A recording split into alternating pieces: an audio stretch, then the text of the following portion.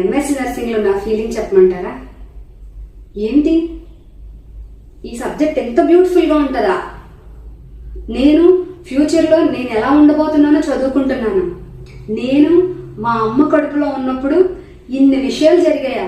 మా అమ్మ ప్రెగ్నెన్సీలో ఎన్నిసార్లు హాస్పిటల్కి వెళ్ళింది, ఏమేమి టెస్టులు చేయించుకుంది, అమ్మతో పాటు నేను కూడా కడుపులో ఉండి అన్ని ప్లేసులు తిరిగేశానా? ఎంత బ్యూటిఫుల్ సబ్జెక్ట్ కదా. నేను నార్మల్ డెలివరీ బేబీనా? అమ్మ నా కోసం ఎంత కష్టపడిందా, ఇన్ని స్టేజెస్ దాటుకుందా? పోస్ట్ నేటల్ మదర్గా ఉన్నప్పుడు అమ్మకి ఎలాంటి ప్రాబ్లమ్స్ వచ్చాయి, నేను పుట్టాక నేను ఎలా ఉన్నాను? ఓహో, వీటన్నిటి గురించి చదువుకోవడమేనా ఓబీజీ సబ్జెక్ట్ అంటే? మరి ఇంత బ్యూటిఫుల్ సబ్జెక్ట్ని నేను అసలు ఎందుకంత హెసిటేట్ చేశాను? ఇంత బ్యూటిఫుల్ సబ్జెక్ట్ అని ఒక్కసారిగా మైండ్లో ఒక్క మెరుపులా వెలిగింది ఫ్రెండ్స్.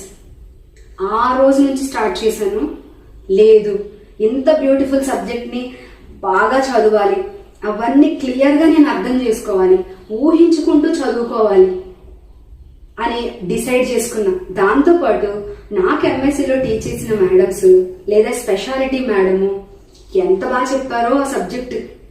అప్పుడు నాకు ఎందుకు అనిపించింది ఎంత బాగా చెప్పారో అని. బిఎస్సీ నర్సింగ్లో కూడా బాగానే చెప్పారు, కానీ పట్టించుకోవాలా, వినలా, అర్థం చేసుకోవాలా. అదే ఎంఎస్సీ నర్సింగ్లో అక్కడికి వచ్చేసరికి కొంచెం ఏజ్ పెరిగింది కదా, ఆలోచిస్తాం కదా.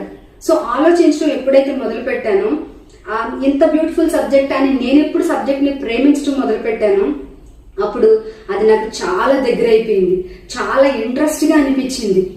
ఓహో, ఒకవేళ నేను ఈ స్పెషాలిటీ కాకుండా వేరే స్పెషాలిటీకి వెళ్ళిపోయి ఉంటే ఇంక ఈ స్పెషాలిటీ ఎప్పటికీ నా దృష్టిలో ఇలాగే ఉండేదేమో అని అనిపించింది. ఇంకొకటి ఏంటంటే, ఈ స్పెషాలిటీ చదివినా చదవకపోయినా మనందరం కూడా ప్రెగ్నెన్సీని ఫేస్ చేయాలి, ఓకే, లేబర్ని ఫేస్ చేయాలి, పోస్ట్ నేటల్ మదర్గా ఫేస్ చేయాలి, న్యూ బోర్న్ కేర్ ఇవ్వాలి. ఇవన్నీ కూడా మనం తర్వాత ప్రాక్టికల్గా అయినా మన లైఫ్లోకి వచ్చేస్తాయి. ఓహో, మన గురించి మనం చదువుకోవడమేనా ఈ సబ్జెక్ట్ అంటే, దీన్ని ఎందుకు ఇలా చేశాను అని అనుకున్నాను. ఫ్రెండ్స్, అదే ఫీలింగ్తో ఇప్పటికీ చాలా మంది స్టూడెంట్స్ ఉన్నారని నాకు అర్థమవుతుంది. అందుకే నేనేమనుకున్నానంటే, నాకున్న ఏదో కొద్ది గొప్ప నాలెడ్జ్ ప్రకారం నాకు తెలిసిందేదో ఈ పిల్లలకి చెప్పాలి. కొంతమంది అయినా ఈ వీడియోస్ కొంతమందికైనా ఉపయోగపడాలి. సో చాలా మంది నన్ను అన్నారు, ఎందుకు వీడియోస్ నువ్వు తెలుగులో చేస్తున్నావు, ఇంగ్లీష్లో చేయొచ్చు కదా అన్నారు. నో, నేను చెయ్యను. చేస్తాను, కావాలంటే స్పెసిఫిక్గా సపరేట్ టాపిక్ చేస్తాను, కానీ మన పిల్లలకి మన వాళ్ళకి అర్థం కావాలి.